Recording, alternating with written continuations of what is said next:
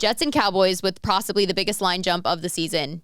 Who do you like here and why? It's at 9.5 right now. Just a couple things I want to just lay out quickly. Just everybody air out your grievances. For everybody that's watching this, a couple things. Number one, the sports books, you never root for injury, but they pop champagne. Because I talked to odds makers that said the Jets were the most bet-on team in the preseason. Yeah. Jets to win the AFC East. Jets to win the conference. Jets to win the Super Bowl. All those things went up in smoke in that game. They now have, I think, the 9th best odds to win the conference. They were 3rd or 4th before the game. So, I mean, that's a huge win for sportsbooks. Some sportsbooks refunded Aaron Rodgers bets for that game. Mm-hmm. They're not refunding Jets bets for the entire year. Season, no. Second thing I'm going to say is the networks. This is a 425 game. We've got all these Jets prime time and spotlight games. Now it's Zach Wilson. They're praying that Tom Brady or Matt Ryan or one of those guys ends up in a Jets uniform, because we're going to be stuck with a lot of Jets games, and we don't want to see 17, 16 games every Especially time when everybody was holding their breath every time Zach Wilson had the ball. So that's my preamble to say I'm betting the Cowboys. It is a massive line, but they did just cover a game as a 3.5-point favorite that they won 40-0. Now, there were blocked field goals and pick sixes, but we are talking about Zach Wilson here. And the offense for the Jets came a couple of ways. Off Josh Allen, boneheaded, reckless plays, and a special team score. The Cowboys actually have one of the best special teams units in the entire league with Bones Fossil as their special teams coach. People love him. They're going to go down to Dallas, and it's going to be the rude awakening that even though they have a good defense, they can't function with this guy as their quarterback, and that's why they're making phone calls to so many journeyman free agent quarterbacks right now. I'm not going to let the big line scare me. Take Dallas, because I don't think the Jets are going to score more than 10 points in this game.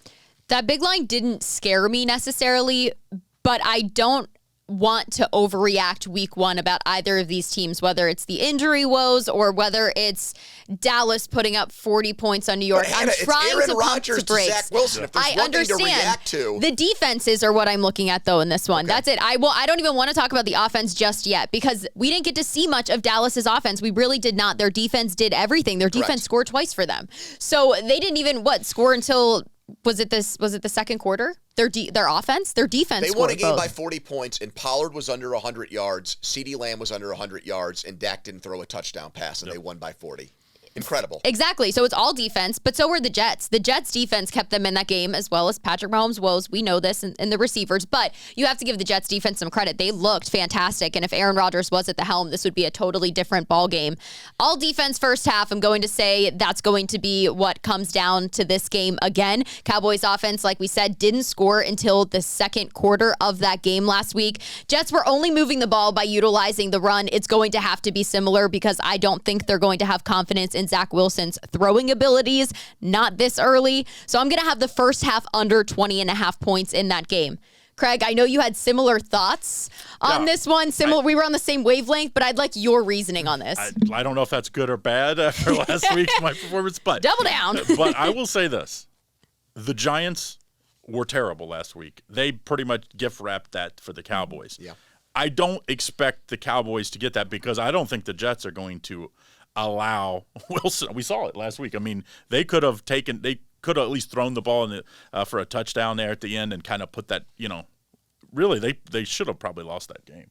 They were so conservative. I think they're going to have to play that way for a little while until they address the quarterback. Wilson, we saw what he was last year. I just don't think Zach Wilson's going to turn it around against maybe the best pass rusher in the league in Micah Parsons.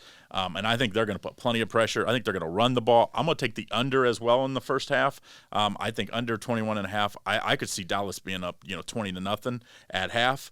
I also would maybe I would definitely put a little on Dallas first half minus the points as well. I think they're going to roll early. Now, the only reason I didn't take them for the full game, I just worry that, maybe they backdoor covers. Right. They just say, hey, the second half, we're just going to stay healthy.